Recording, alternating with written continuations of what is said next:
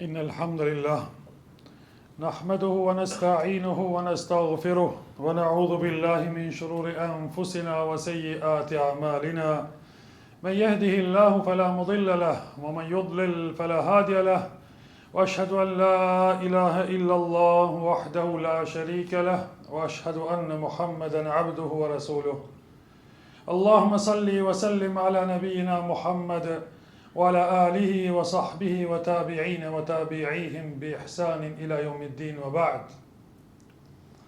إن أصدق الحديث كتاب الله وخير الهدي هدي محمد صلى الله عليه وسلم وشر الأمور محدثاتها وكل محدثة بدعة وكل بدعة ضلالة وكل ضلالة في النار. Falënderimi takon vetëm Allahut subhanahu wa taala. Prej tij ndihmë kërkojmë, vetëm prej Allahut falje për gabimet tona kërkojmë. Atë që udhëzon Allahu, askush nuk ka mundësi ta devijojë, dhe atë që lën Allahun në devijim në humbje, askush nuk ka mundësi ta udhëzojë pas tij.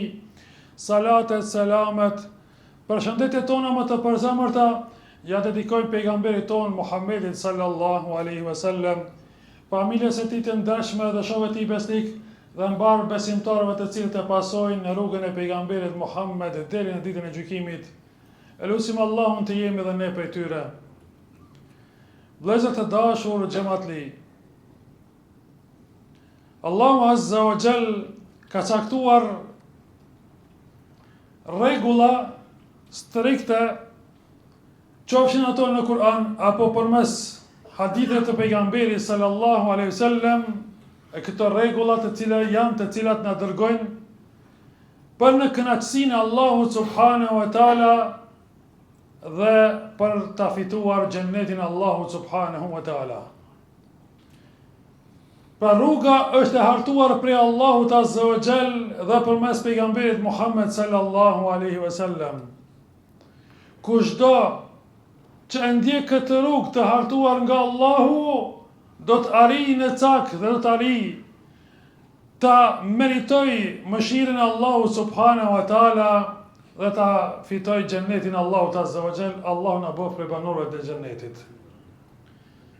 Por gjatë këtij udhëtimi të robit për tek Allahu subhanahu wa taala, për tek xhenneti i Allahut azza wa jall, gjatë ditëve dhe gjatë viteve të udhëtimit, ndodh që njeriu të ndikohet për shkak faktorëve të mbrëmshëm apo faktorëve të jashtëm e që të çalojnë këtë rrugëtim, apo dikun të ngelen këtë rrugëtim dhe si i tillë mos ta fitoj mëshirën e Allahut azza wa jall, apo Allahu na ruajt dhe të ndëshkohet me zjarr të xhenemit për shkak shkeljeve të rregullave të vendosura nga Allahu subhanahu wa taala. Faktorët e mbrëmshëm mund të jenë disa faktorë nga lindja që i ka ky njeri, apo nga familjeria e hershme që i ka përfituar, si për shembull zilia, kopracia, smundje tjera të zemrës, mendje mallësia, sy faqësia, vetë kënaqësia me vetveten e tij, e kështu me radhë, e që janë sëmundje të zemrës dhe që ndikojnë në udhëzimin e drejtë të njeriut. Nëse njeriu nuk punon me vetveten e tij për ta përmirësuar vetveten e tij dhe për t'i larguar këto faktorë që ndikojnë në udhëzimin e drejtë të atij personi, rrezikohet ibadeti i tij, rrezikohet feja e tij. Dhe po ashtu faktorët e jashtëm, gjë që mund dikush të ndikohet prej dikujt, apo të keq informohet për fenë e tij, apo ta keq kuptoj fenë e Allahut azza wa jall. Mendon se feja është kështu, edhe kështu unë jam i pranuar tek Allahu azza wa jall dhe i tillë do të jem xhennetli. Allahu na ruajt. Për arsye vëllezër të dashur, është e rëndësishme që të ecim hapave të pejgamberit sallallahu alaihi wasallam. Kjo është garancë. Ku po them të ecim hapave të pejgamberit sallallahu alaihi wasallam, sepse Aisha thot për pejgamberin alayhis salam, ai ishte Kur'an i cili ecte në tokë. Pejgamberi sallallahu alaihi wasallam praktikonte me përpikshmëri fjalën e Allahut subhanahu wa taala. Ishte Kur'an i gjallë në tokë. E pra vëllezër, këto faktor që ndikojnë tek ne, atëherë bëjnë një disbalancë, e krijon një mospërshtatje mes asaj që duket nga jashtë, mes pretendimeve tona, qofshin ato pretendime me gjuhë që deklarojmë, apo qofshin në heshtje përmes dukjes. E nëse e mbrëmshme nuk përshtatet me të jashtmen, atëherë jemi në rrezik. Sepse kanë ndikuar këto faktor, qofshin ato faktor të mbrëmshëm, qofshin faktor të jashtëm, gjë që na bëjnë ne të rrezikohemi. Vëllezër të dashur besimtar, do të flasim për disa simptome të udhëzimit të rrejshëm. Dhe që çdo kush prej neve duhet të kontrollojë vetveten e tij. A thu, mos jam i tillë, apo mos kam ndonjë hise për këtyre simptomeve, e që ndoshta jam i pavetdijshëm, edhe ndikojnë në udhëzimin tim dhe në ecjen për tek Allahu subhanahu wa taala. 3 simptome do t'i përmendim. Simptomi i parë është mospërshtatja e pamjes së jashtme me të mbrëmshmen. Në pamjen e jashtme duket se është besimtar i sinqert, sepse në pamjen e jashtme është praktikues i fesë islame dhe praktikues i sunetit të pejgamberit sallallahu alaihi wasallam. E kurse në brendi nuk është i tillë. Në brendi vlerat e fesë islame nuk i ka. I mungojnë vlerat e tiparet e një muslimani në brendi. I mungon edukata, sjellja në brendi. Andaj është sjelljen e tij të keqe, gjë që nuk përkon me pamjen e jashtme. Edhe çuditesh thosh, si ky pra? Nuk prita prej këtij kështu. Prita që ky të jetë ndryshe, të jetë i sjellshëm, të jetë ashtu siç duket, të jetë i sinqert edhe në brendin e tij, të ketë mirësjellje me familje, të ketë mirësjellje me bashkëshorte, apo bashkëshorte me bashkëshortin, sepse në pamje dhe ajo mund të jetë fetare e udhëzuar, por në sjellje të mos jetë e tillë. E kështu të me radhë.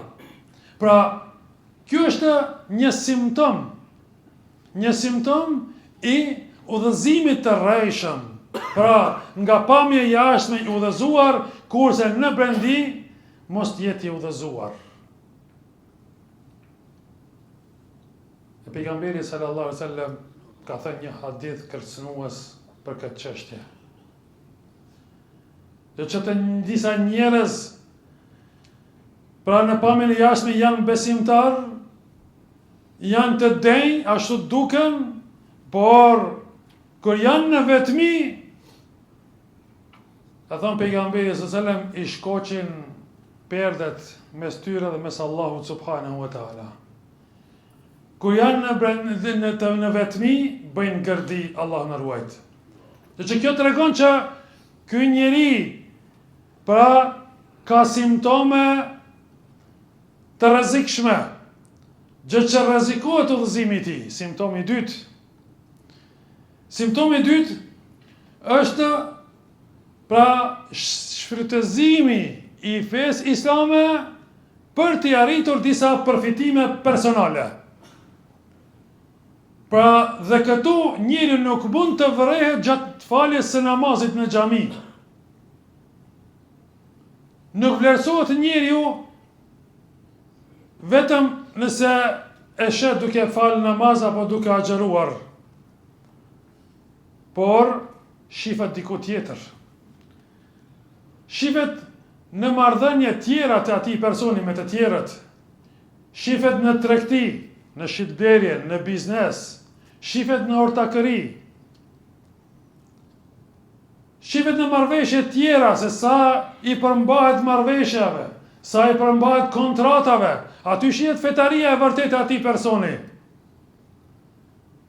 Apo vetëm se e ka shfrytëzuar atë pamjen e jashtme, e ka shfrytëzuar fenë islame për të arritur tek disa interesat e atij njeriu. Omeri radhiyallahu anhu e ka pyetur njëri, a njeh filanin? Ka thënë, po e njoh. Ka thënë, a ke udhëtu me atë? Ka thënë, jo, nuk kam udhëtu. A ke pas ndonjë shitblerje? E ke provoku diçka me pare? Jo, ka thënë, nuk kam pas kur ndonjë biznes me atë njeri. Ka thënë, nuk më njihshe. Pra për ta njoh dikë, shifet në udhëtim, sidomos në atë kohë kur kam pas udhëtime të gjata.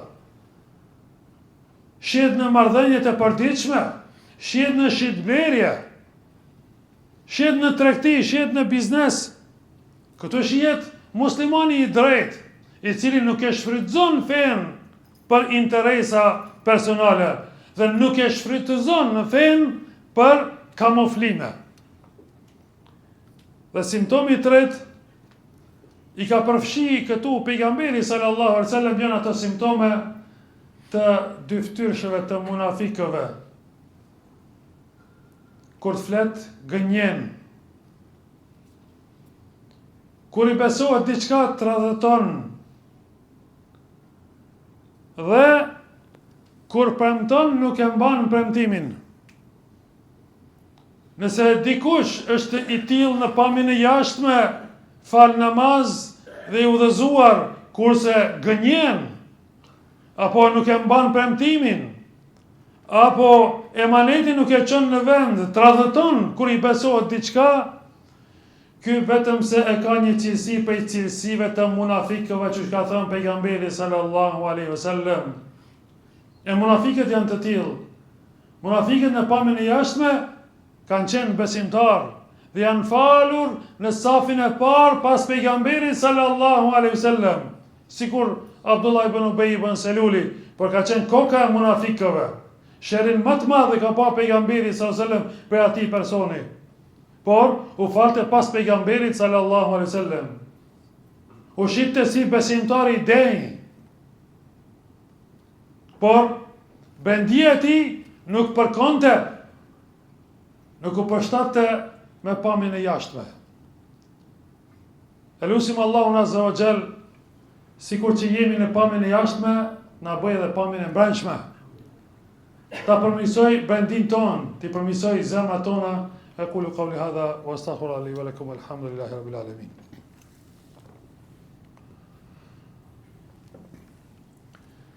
Alhamdulillahi rabbil alamin, wa afdalu salatu wa tamu taslim ala nabiyina Muhammedin sallallahu alaihi wasallam. Përmirësimi personal i njeriut nuk është diçka e paritur. Për atë arsye dhe Allahu azza wa jall e ka zbritur Kur'anin sepse është arritur dhe mund të përmirësohet njeriu. Për atë arsye kanë ardhur edhe hadithet e pejgamberit sallallahu alaihi wasallam. Ku pejgamberi alaihi salam ka thënë, ai i cili kërkon, pra me qenë i drejt i but, ja mundson Allahu subhanahu wa taala. Ai i cili dëshiron, ndoshta nuk është i tillë, ndoshta është euforik. Thot pejgamberi sallam, o ma yatasabbar yusabbirhu Allah, dhe kush kërkon dhe mundohet të bëj durim, ja mundson Allahu azza wa jall të jetë i durueshëm. Pra, edhe nëse nuk je i tillë me ushtrimin që e bën ti ndaj vetvetes tënde, me mundin që e bën, do të arrin ta përmirësosh vetveten tënde. Do të arrin ta përmirësosh zemrën tënde. Do të arrin t'i largosh ato sëmundje të zemrës të cilat janë pengesë në rrugtimin ton dhe xhenetit të Allahut subhanahu wa taala. Elusim Allahun azza wa jall na pastroj zemrat tona. Elusim Allahun azza wa jall na pastroj zemrat tona prej dyftërsisë, prej munafiqllëkut. Elusim Allahun azza wa jall na uzoj në rrugën e drejtë, ta i falë mëkatet, të shëroj të sëmurit tanë, të mëshiroj të vdekurit tanë. Elusim Allahun azza wa jall të ndihmoj muslimanëve kudo që të jenë nëpër botë. Elusim Allahun të ndihmoj muslimanëve në Palestinë, në Gaza dhe në çdo vend të botës. Elusim Allahun azza wa jall kur të ndahemi prej kësaj dunjaje të ndahemi duke qenë Allahu i kënaqur me neve. Elusim Allahun azza wa jall sikur në ka të buar në këtë vend, në të boj bashkë me pejgamberin sallallahu alaihi wasallam në xhenetin Firdaus. Amin, amin, amin. Walhamdulillahi rabbil alamin. Wa aqimus salah. Inna salata tanha anil fahsha'i wal munkar. Wa la dhikrullahi akbar. Wallahu ya'lamu ma tasna'un.